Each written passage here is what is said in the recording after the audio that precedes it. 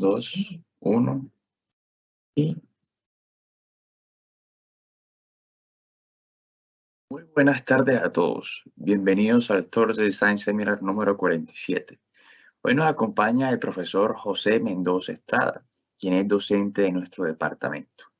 El profesor José Luis es matemático de la Universidad del Atlántico, especialista en didáctica de las matemáticas de la Universidad del Atlántico y estudiante del doctorado en matemáticas de la Universidad de Cádiz en España. Se desempeña como docente medio tiempo en nuestra universidad, adscrito al Departamento de Ciencias Naturales y Exactas. Pertenece al grupo de investigación KIPNES y es autor de diferentes artículos en estudio de las ecuaciones diferenciales y de las aplicaciones de estas en la física y la biología. Profesor, cordial saludo. Muchísimas gracias por estar acompañándonos aquí el día de hoy y también cordial saludo a todo el público. Muchísimas gracias por su asistencia. Profe, le cedo completamente la palabra para que comience a presentar este tema que nos ha preparado el día de hoy. Muchas gracias por estar acá. Muchas gracias, doctor Cueto, por la presentación. Pues en sí la presentación consiste en un artículo que publiqué en el 2020, el cual se trata de encontrar o encontramos nuevos solitones ópticos de la ecuación Kondo-Scout vía lambda simetría. A continuación, a modo de introducción, el concepto de solitón nace en 1836 por el ingeniero escocés John Scott Russell. Este observó cómo una barca generaba una ola que conservaba la misma masa de agua y se movía a la misma velocidad. De aquí nace el concepto de lo que se conoce como un solitón, el cual se definió como una onda solitaria que se propaga sin deformarse en un medio no lineal. A partir de esta investigación que hizo el ingeniero John Scott, muchos investigadores empezaron a trabajar de las aplicaciones que tenían los solitones en diferentes campos de la física y de la biología. Y también se metieron a la parte que tiene que ver con las telecomunicaciones y allí estudiaron las primeras apariciones de los solitones en la fibra óptica y definieron lo que eran los solitones ópticos desde el punto de vista de la fibra óptica. Entonces los solitones ópticos son pulsos estables de luz infrarroja que al propagarse por la fibra óptica cientos de kilómetros no presentan distorsión en su perfil temporal ni en su espectro de frecuencia. La aplicación de los solitones radica en el hecho de que ellos conservan su misma forma durante la propagación. Por eso se ha estudiado muchos estos solitones desde el punto de vista de la física. Además, una de las ecuaciones más importantes para estudiar la propagación de estos solitones es la ecuación de Schrödinger. Esta ecuación se ha utilizado mucho para el estudio de los solitones ópticos. Una ecuación alternativa, que fue la que nosotros estudiamos, es la ecuación de Kondo-Scout, introducida por Victor Scout y Anja Kondo, en la cual les muestro aquí a continuación, que consiste en analizar la propagación de estos solitones y encontrar nuevas formas de solitones en la fibra óptica. En esta ecuación, pues tenemos que Q representa una función que depende de la variable espacial y la variable temporal. Es una función de valor complejo que se define como el perfil de onda. Las constantes que tenemos aquí, las constantes son de valores reales, donde A, B y C representan respectivamente la dispersión de la velocidad del grupo, la no linealidad quíntica y el efecto no lineal representa la variable C, la constante C en este caso. Entonces, esta ecuación de estudio es muy importante debido a que me muestra la propagación de los solitones y podemos encontrar nuevos solitones ópticos a través de la fibra óptica. Partiendo de este hecho, existen numerosos métodos que han estudiado dicha ecuación, entre los que se encuentra el método de Riccati-Bernoulli, sub-Oden. Aquí aparece la referencia de dicho artículo que estudió la ecuación de Kondo-Scout. Además tenemos el método extendido de Quadrasov. Tenemos el método de expansión de la ecuación sin Gordon extendido. Y por último tenemos el método extendido de expansión G' sobre G, entre otros. Estos métodos tienen la particularidad que son métodos muy poderosos para encontrar soluciones a ecuaciones diferenciales en derivadas parciales.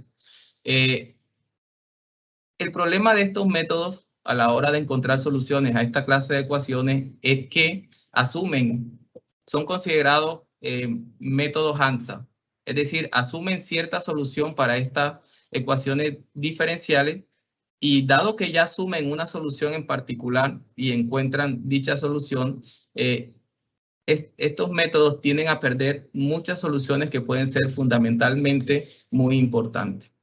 Entonces, todos estos métodos que han estudiado esta ecuación de Koundou-Descaut llegan a la conclusión o a la relación que tienen los coeficientes de dicha ecuación. En este caso, la relación que todos estos métodos que han estudiado dicha ecuación han encontrado es que la c cuadrado va a ser igual a 4a multiplicado por b, mientras c sea diferente de 0. Partiendo de este hecho, en aras de encontrar solitones o soluciones de onda viajera para dicha ecuación, se utiliza la siguiente transformación de onda para encontrar dichas soluciones de tipo solitón. Esta transformación me indica, la transformación que les muestro a continuación, tenemos una función g que depende de una variable s que representa la forma del pulso del solitón. Alfa es la frecuencia del solitón y omega es el número de onda del solitón y teta es la constante de base. Una vez reemplazada esta transformación a la ecuación original de Koundou-Descaut y separando la parte real de la parte imaginaria, encontramos que nu, que es esta variable que tenemos acá, equivale o es igual a 2 multiplicado por a por alfa. Y la función g debe cumplir o debe ser solución de la ecuación diferencial de segundo orden que mostramos a continuación. Esta ecuación diferencial es una ecuación diferencial no lineal, por lo que los métodos tradicionales que se usan normalmente no van a poder encontrar una solución para dicha ecuación. Partiendo de este hecho, a modo de la metodología a desarrollar, vamos a aplicar el método de la andasimetría para poder estudiar esta ecuación diferencial de segundo orden. Este método fue introducido por Muriel y Romero en el año 2001 y se basa en lo siguiente. Dada una ecuación diferencial de orden n, donde x representa la variable independiente y u sub n representa la variable dependiente y sus respectivas derivadas con respecto a x desde orden 1 hasta orden n, y dado un campo vectorial cuyos infinitesimales son psi y eta, y una función lambda que depende de la variable independiente, la variable dependiente y la primera derivada de dicha variable, definieron lo que es la fórmula de lambda prolongación. Esa fórmula consiste en prolongar el campo vectorial. Se llamó la fórmula de lambda prolongación. Consiste en prolongar el campo vectorial mediante la siguiente fórmula de recurrencia que se muestra acá a continuación. Partiendo de este hecho, se dice entonces que este campo vectorial y esta función lambda es una lambda simetría de esa ecuación diferencial de orden n si al aplicar la enésima lambda prolongación que definimos anteriormente a la ecuación diferencial es igual a 0 cuando se satisface dicha ecuación diferencial. Este es el concepto que se conoce como lambda simetría. Una vez hemos determinado los infinitesimales phi y eta y la función lambda, para determinar esas funciones y esos infinitesimales, esta ecuación que presentamos aquí se transforma en un sistema de ecuaciones en derivadas parciales cuasi lineales, que nos va a poder o nos permite a nosotros encontrar dichas funciones psi y eta y además la función lambda. Una vez ya hemos determinado estos campos vectoriales y esta función lambda, se inicia un proceso que se conoce como el algoritmo de reducción. Este proceso que vamos a emplear para solucionar dicha ecuación diferencial de segundo orden consiste en determinar dos invariantes de orden 1 para la lambda prolongación, para la primera lambda prolongación o la lambda prolongación de orden 1. Una vez hemos calculado estos dos invariantes, mediante la propiedad de derivación que se cumple para las lambda simetría, podemos encontrar un invariante de orden n-1 mediante la derivación de los dos invariantes de orden 1 que hemos encontrado. Y estos se determinan derivando el w con respecto a x. Y así podemos, mediante derivación, ir encontrando un sistema completo de invariantes para la enésima lambda prolongación. Una vez hemos encontrado dichos invariantes, podemos reducir en 1 la ecuación diferencial original en términos de los invariantes x y w. A partir de esta ecuación reducida, si podemos encontrar una solución a dicha ecuación, podemos devolvernos a las variables iniciales, en este caso xu y la primera derivada, y vamos a poder encontrar lo que se conoce como la ecuación auxiliar, que va a ser una ecuación de primer orden, la cual, si encontramos su solución, vamos a encontrar la solución de la ecuación de orden n que estamos estudiando. Entonces, esto es en lo que consiste el método de lambda simetría. Entonces, partiendo ya del método de lambda simetría, vamos a aplicar dicho método a la ecuación diferencial de segundo orden. Entonces, al aplicar este método a la ecuación diferencial de segundo orden, que en este caso vamos a asumir las siguientes variables, la variable independiente S, la variable dependiente G y su respectiva derivada. Aquí tenemos una ecuación de segundo orden. Vamos a asumir que el campo vectorial parcial G y la función lambda, que depende de SG y su respectiva derivada, es una solución particular de la ecuación determinante. ¿De dónde proviene esta ecuación determinante? Esta ecuación determinante proviene de la definición de lambda simetría que dimos anteriormente, porque para la ecuación de segundo orden, al aplicar la segunda lambda prolongación, obtenemos que si asumimos que el campo vectorial tiene esta forma, parcial G, esa definición de lambda simetría se va a transformar en la ecuación que vemos a continuación. Partiendo de este hecho y teniendo en cuenta que podemos despejar la segunda derivada de nuestra ecuación, este sistema que hemos mostrado a continuación se va a expresar de la siguiente manera. Es decir, la ecuación a estudiar, que es una ecuación no lineal de segundo orden, la podemos expresar en términos de phi de la siguiente manera, despejando lo que es la segunda derivada de g. Obtendríamos esta función phi, y una vez obtenida esta función phi, a reemplazarla en nuestra ecuación determinante que encontramos mediante la definición de la lambda simetría, obtenemos la siguiente ecuación determinante que mostramos acá a continuación, una vez hecho el procedimiento y derivando la respectiva phi con respecto a u y con respecto a la derivada. Una vez tenemos esta ecuación determinante, podemos determinar la función lambda, que en este caso va a depender de S, U, y de SG y G', perdón. En este caso, este sistema, esta ecuación determinante se va a transformar en un sistema, como les comenté anteriormente, en un sistema de ecuaciones en derivadas parciales, cuasi lineales, y me va a poder permitir encontrar cuál es la función lambda, y así poder, luego de esto, poder realizar el proceso de reducción que mencioné anteriormente. Una vez ya tenemos esta ecuación determinante, expresamos el siguiente teorema. Este teorema lo que nos está indicando es que el par parcial X lambda es una lambda simetría si cumple la siguiente relación, que C cuadrado es igual a 4A multiplicada por B. Lo que sorprende es que esa ecuación diferencial de segundo orden que hemos analizado para encontrar nuevos solitones a la ecuación Kondo de Kao también cumple que para poder conseguir o tener una lambda simetría, cumple con la condición que los métodos anteriores también a donde llegaron esos métodos anteriores.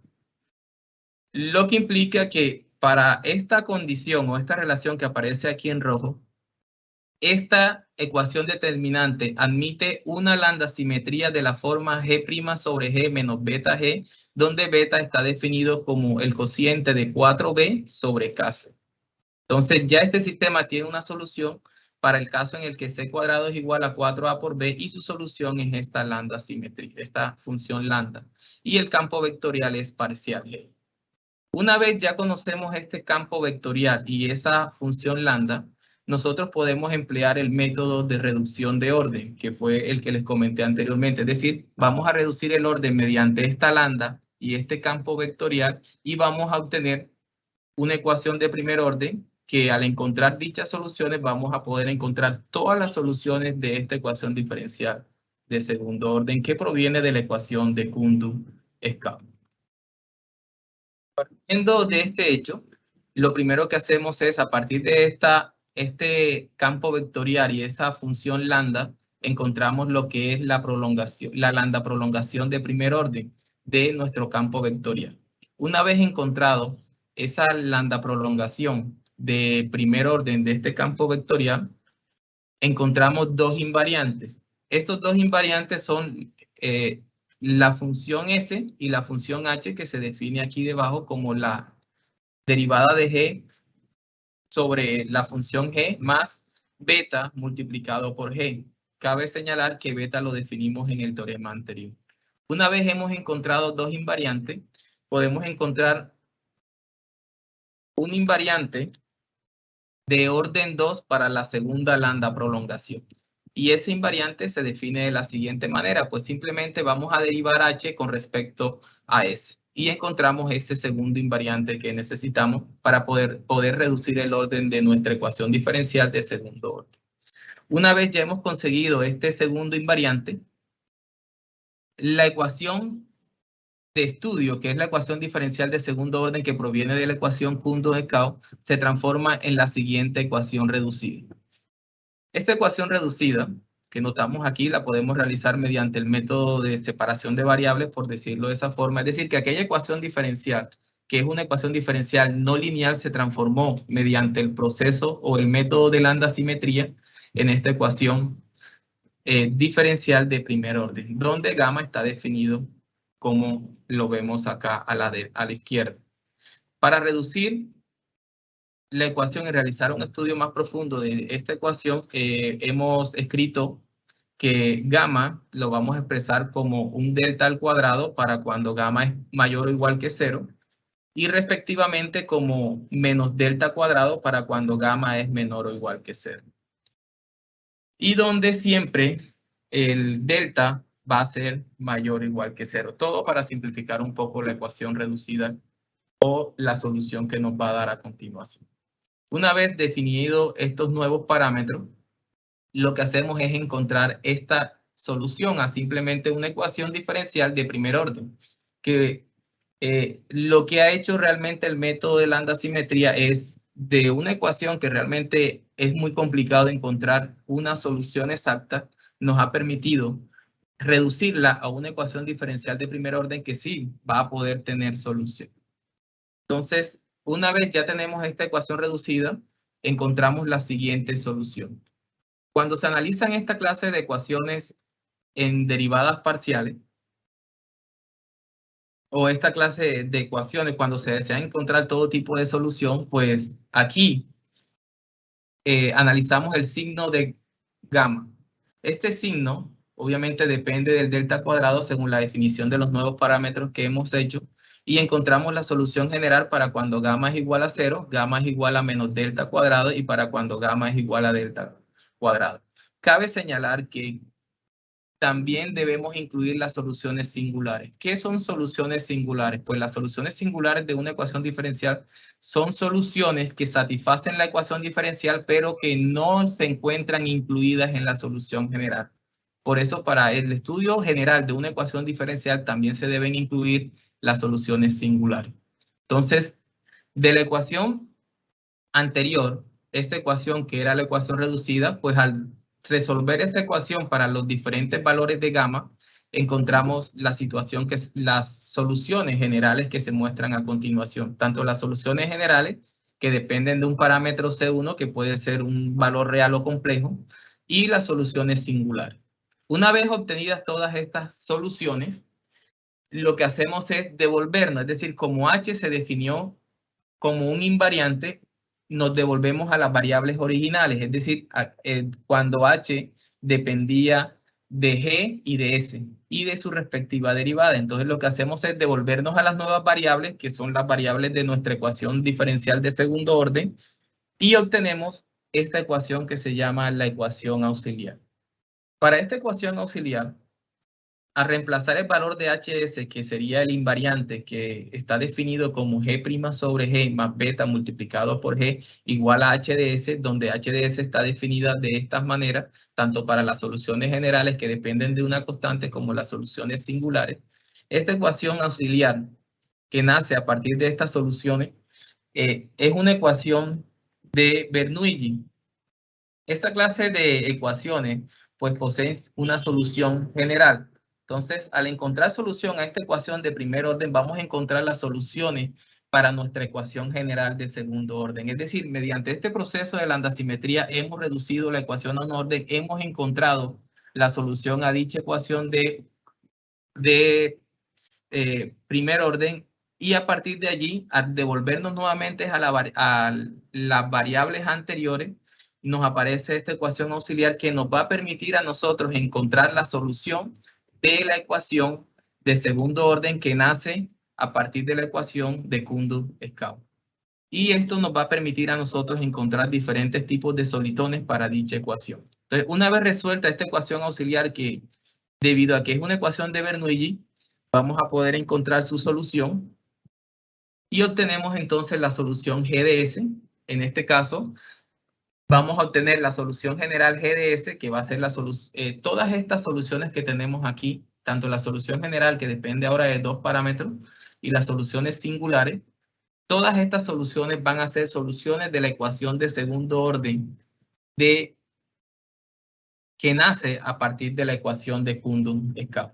Entonces, partiendo de este hecho y devolviéndonos nuevamente, llegamos a los siguientes resultados. Pues nosotros, estudiando esta ecuación y cada una de sus soluciones, encontramos que una familia uniparamétrica de soluciones exactas que aparecen a partir de las soluciones singulares. Es decir, aquí vamos a tener una familia uniparamétrica porque solo va a depender del parámetro C2 en este caso. Y vamos a tener como segunda opción o segundo resultado una familia biparamétrica de soluciones exactas de la ecuación de Koundou-Scout. Cabe señalar que todos los métodos aplicados, dado que usan un método Hansen para encontrar soluciones a la ecuación diferencial de Koundou-Scout, esos métodos o se pierden muchas soluciones fundamentales, y nosotros demostramos mediante estos resultados que las soluciones encontradas por dichos métodos de dicha ecuación satisfacen la familia uniparamétrica, es decir, solamente van a estar incluidas en esta familia uniparamétrica de soluciones.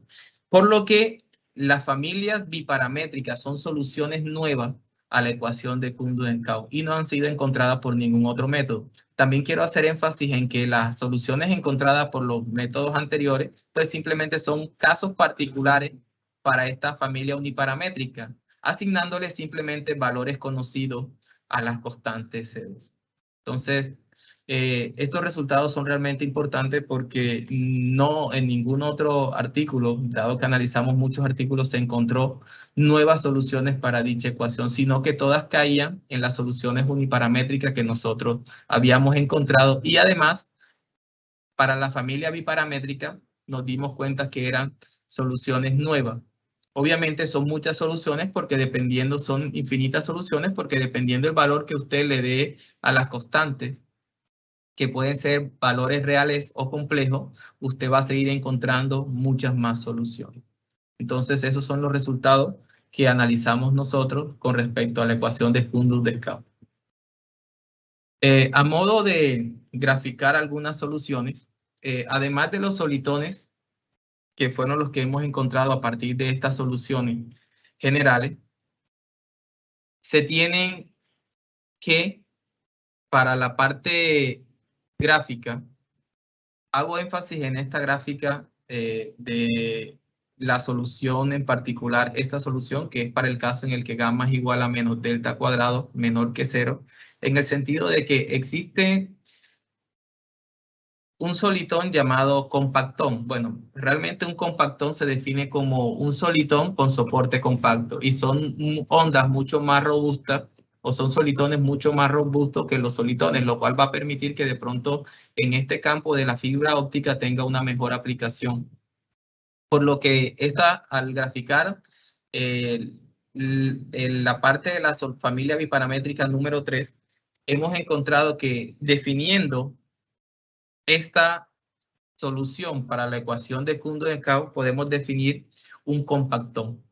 Entonces aquí hice la gráfica de dicha ecuación para el módulo y la parte real de dicha ecuación. Y demostramos, no en el artículo, pero sí ya acá aparte demostramos que podíamos definir un compactón a partir de la solución número 3 de la familia biparamétrica. Entonces eso es algo que tampoco se había mostrado en ninguna otra parte, por lo que llegamos a las siguientes conclusiones. Hemos obtenido nuevas soluciones de forma cerrada expresadas como una familia uniparamétrica o biparamétrica para la ecuación de Kondo-Dekao. Y no solo eso, hemos demostrado que todos los métodos utilizados para encontrar soluciones a dicha ecuación, todas sus soluciones caen en la familia uniparamétrica, por lo que nos deja o nos indica que las soluciones de la familia biparamétrica son nuevas y son nuevas soluciones para dicha ecuación. Además, encontramos efectivamente que la mayoría de las soluciones exactas descubiertas hasta ahora simplemente corresponden a casos particulares de la familia de soluciones uniparamétricas. Eso fue lo que encontramos y demostramos también en dicho artículo. Y realmente, al establecer valores particulares para las dos constantes arbitrarias en la familia biparamétrica de soluciones, se puede generar un número infinito de nuevas soluciones exactas a dicha ecuación. Entonces, estas serían las conclusiones que sacamos acá y el hecho de que demostramos que podíamos encontrar nuevas ecuaciones o nuevas soluciones, a la ecuación de Kondo-Dekao. Además, estos resultados pues, fueron publicados en la revista Chaos-Soliton and Fractal, que en la parte de la física matemática ocupan el primer lugar con un índice, con un factor de impacto de aproximadamente 5.9 y pues nos los aceptaron de forma rápida debido a lo que conllevaba o a lo que contenía dicho artículo. Agradeciendo mucho la atención prestada, pues muchas gracias a todos los presentes. Bueno, profe, muchísimas gracias por la charla que acaba de dictarnos. Muchísimas gracias por su tiempo. Y bueno, abrimos el espacio para que el público pueda realizar algunas preguntas que tengan respecto a la charla o cualquier pregunta de tipo general que quieran realizarle al profesor respecto a la temática.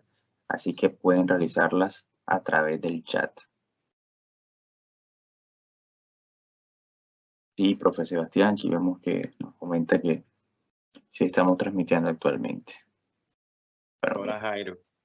Jairo, mientras quizá los asistentes formulan alguna pregunta al profesor, ¿me confirma si me escuchan bien? Sí, profe, sí lo escuchamos bien. Dale, no, primero quiero aprovechar el espacio y agradecer al profesor José por aceptar la invitación. Ese espacio para mí es siempre muy importante tener la participación de mi equipo, darles esa oportunidad de visibilizar, ¿no? Todo el esfuerzo que hacemos en temas de investigación. Uno sabe que ese artículo que el profesor ha publicado es el resultado de mucho esfuerzo, ¿sí? Mucho tiempo de trabajo. Entonces, la verdad, felicitarlo también. Nosotros que publicamos sabemos que publicar una revista de impacto 5 y algo no es un mérito pequeño, es un mérito bastante grande, es una revista que yo ya clasificaría como una revista de alto impacto. Entonces, sí, profe, de verdad, felicitarte por el trabajo, por la producción también. Sei que tu estás aí na etapa final de tu doutorado e esse produto já mostra também que has sacado muito proveito dessa tua formação doutoral. Isso em primeiro ponto, prof. Em segundo, me gostaria que tu pudera nos comentar um pouco, não sei se não foi a mim que não me quedou claro, se tu já comentado, pero que pudera nos comentar como esse trabalho se inclui em tu tese doutoral, se há outros resultados mais adicionais que tu vens trabalhando, para termos uma ideia de como esse resultado que tu nos apresenta se conecta com a tese e com o futuro de tus trabalhos de investigação. Sí, realmente bueno, para la tesis doctoral, la idea es graduarme por compendio de artículos, dado que ya llevo 3. Este es el de 2020, pues posteriormente para el 2021 también publiqué otro artículo que también va basado en el concepto de las landasimetrías, pero está basado en un trabajo que hice en anteriormente y encontré la aplicación a un sistema biológico y se lo aplicamos al sistema biológico y pues nos dio buenos resultados y también conllevó a la publicación de dicho trabajo. Entonces, bueno, realmente el concepto de landasimetría pues nos ha permitido estudiar diferentes tipos de ecuaciones en derivadas parciales y hemos encontrado nuevas soluciones tanto a sistemas físicos, bueno, como este es un sistema físico el que acabamos de ver, una ecuación no lineal de evolución, y también la aplicamos a una ecuación muy importante relacionada a temas biológicos también. No, súper interesante, profe. Yo, bueno, como decano, obviamente voy acompanhando siempre la evolución de ustedes, el trabajo, y lo que me llama atención, y creo que es una abordaje muy interesante, una invitación a los matemáticos también, que tentem aplicar, ¿no?, esses conceitos ao biológico e ao físico, porque isso nos permite interactuar muito entre nós outros. Creio que agora já há incluso uma pergunta acá do professor Miguel, que é da área de física, e oxalá nós outros acá no departamento também podamos começar a interactuarmos mais. Creio que isso também é um dos objetivos que nós teremos com o Thursday Science Seminar, ¿no? Ver como podemos nos articular das diferentes áreas. E, bueno, profe, muchísimas gracias y felicitaciones por la presentación también muy clara, muy interesante, aunque a mí me falta un poco de matemática para poder sacarle 100% de provecho, pero la verdad que muy didáctico también en tu forma de exponer. Muchas gracias, profe. Jairo, tienes la palabra. Listo, profe. Por acá tenemos una pregunta de parte del profesor Miguel Rodríguez. Dice, buenas tardes. Muchas gracias por la charla. El tema es muy interesante. ¿Podrías aclarar el significado de los parámetros de la ecuación diferencial no lineal usando la aplicación en fibras? ¿Qué ocurre con las ecuaciones de Maxwell?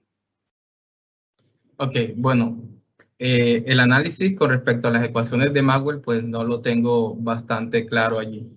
Pero para esta ecuación, en consecución o para encontrar, por decirlo así, las soluciones, los parámetros deben cumplir, bueno, lo que les comenté, que la c cuadrado debe ser igual a 4a multiplicado por b, para la consecución de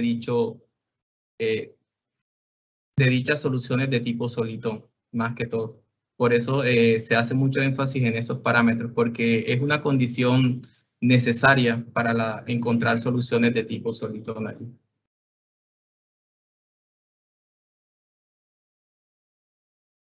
Sí. Ok, profe, listo. Gracias por la respuesta. Bueno, también quiero hacer énfasis en la parte de matemáticas. Bueno, nosotros en el artículo dejamos algo abierto en el cual decíamos que esperábamos que las soluciones encontradas por nosotros puedan ser utilizadas o puedan ser aplicadas ya a los modelos físicos como tal, ya haciendo la parte experimental desde el punto de vista físico. Porque más que todo el artículo se basó en encontrar esas nuevas soluciones desde el punto de vista matemático. Y dejamos abierta como la posibilidad allí, lo dijimos allí en el artículo, en el cual pues esperamos efectivamente que estas soluciones nuevas que hemos encontrado pueda contribuir a la parte experimental de los procesos físicos que modelan dicha ecuación. Ok, profe, listo. Gracias por su respuesta. Por aquí tenemos otra inquietud de parte del profesor Henry Núñez. Dice, los solitones que tienen alto potencial de aplicación en la comunicación a través de fibra óptica, ¿tienen que ser compactones o para todos funciona igual? No, no, hay diferentes tipos de solitones. Hay solitones oscuros, dependiendo de la forma de dicho solitón. Hay solitones topológicos. Hay una gran variedad de solitones. Entonces, la idea es que, bueno, todos sabemos que los cables de fibra óptica están cubiertos por silicio para que, entre comillas, la onda rebote y se recubra mucha mayor distancia. Entonces, realmente, el estudio de los compactones o lo que se está haciendo actualmente con los compactones es relativamente nuevo. O sea, ya los solitones, se han estudiado muchos solitones. Bueno, en los laboratorios Bell de AT&T hicieron muchas pruebas con solitones libres de errores y pues demostraron que podían recorrer cierta cantidad de fibra óptica, o sea, ciertos kilómetros con respecto a la fibra óptica. Pero para el estudio de los compactones, pues es un estudio nuevo. Creo que apenas se están haciendo algunas fases experimentales con respecto a esta clase de solitones que son mucho más robustos que los solitones que hemos definido normalmente. Ok, listo, profe. Creo que por parte del público, por ahora no tenemos mayor pregunta. No sé si el profe Carlos quiere complementar con algo o ya damos por cerrado el evento. No, Jairo, de mi parte también, la verdad, muy interesante el trabajo y agradecer nuevamente al profesor, agradecer también por la participación de los asistentes con las preguntas, ¿no? Los profesores de física siempre muy activos, muy participativos también. Pero sería eso, Jairo. Muchas gracias, José. Gracias, Jairo. Bueno, muchas gracias a ustedes por la invitación. Bueno, listo, profe, nuevamente. eh, Muchísimas gracias por el tiempo dedicado y también al público. Saludo a los profesores que hicieron parte de este pequeño foro que tuvimos acá y los esperamos dentro de 2 semanas con nuestra invitada internacional, una profesora que viene de la Universidad Nacional Autónoma de México, que estará conversando con nosotros. Así que hasta la próxima oportunidad. Hasta luego, que estén muy bien.